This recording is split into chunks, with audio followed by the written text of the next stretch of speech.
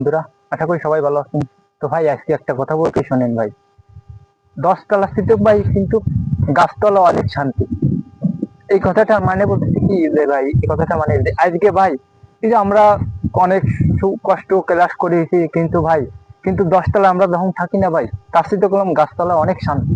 এটা কেউ ভাই বোঝে না, কিন্তু ভাই লিগাল সত্যি কথা, আমার ব্যক্তিগত কথা বলতেছি। তো ভাই এত সুন্দর শান্তি কোথাও পাবেন না গাছতলার থেকে। তো ভাই সংসার জিনিসটা সবাই কম বেশি করে, সবাই টুকটাক সংসারে ঝামেলা কম থাকে। তো আমরা এমন ভাই পুরুষ মানুষ কি হিসাবে দিন শেষে কলম ভালো থাকতে চাই, এইটাই কলম চাই। আর তোর তো পরবর্তীতে দেখেন ভাই এমন একটা জিনিস আছে যে সারাদিন কষ্ট ক্লাস করার পরে যে সংসারের ঝামেলা গুলো এগুলো থাকে, কিন্তু ভাই সবকিছু ভাই পুরুষ কলম শান্তি দেয় দিন শেষে করতে পারে, যে কোথায় শান্তি।